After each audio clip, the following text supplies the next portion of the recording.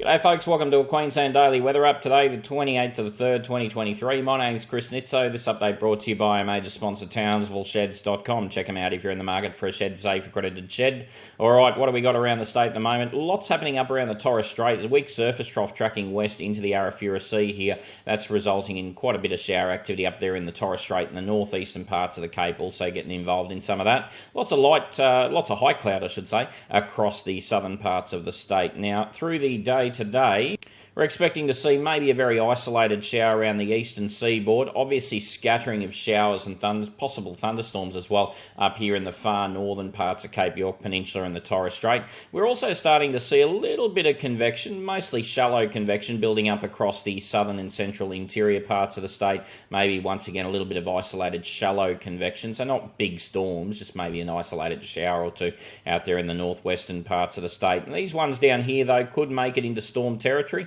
They are going to be pretty isolated, and you can see some very isolated showers around the eastern escarpment. There's very little going on today. As we get into this evening and tonight, we might start to see a little bit of rain and storm activity thickening up here around the far southern parts of the Downs. We also see a little bit of light patchy rain streaming in from the west across southwest Queensland as well. Also in northeast Queensland, just overnight tonight into particularly early tomorrow, we might start to see a little bit of isolated shower activity sort of nudging and coming onto the coast around that Herbert Burdekin coastline and southern parts of the North Tropical Coast. Obviously, from tomorrow, we're expecting to see a much stormier period developing across southern Queensland, and we will start to get some pretty strong thunderstorms developing tomorrow into Thursday. Thursday looks a particularly potent storm day across southeast Queensland.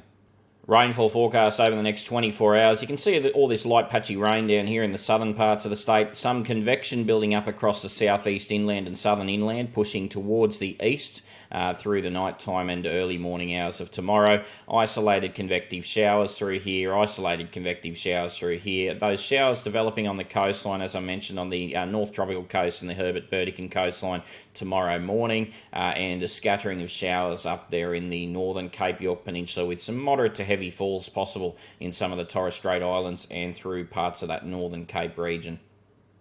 Winds are still rubbish up there in far north Queensland, so north of Cairns, those winds are still up around 15 to 20 knots. That surface trough is just dying a very slow death, which means that while it's still stuffing around out here, we've still got a bit of a pressure gradient squeeze, so we still have those southeasters. But the good news is that those stronger southeasters are now contracting into fairly sparsely populated sections of the coastline. Outside of that, the southeasterly winds south of Daintree and further southwards have dropped right back to about 10 to 15 knots now. The expectation through the next 24 hours is that those winds will moderate further around that the Herbert North Tropical Coast region. Still pretty blowy though once we get north of Cooktown tomorrow as well.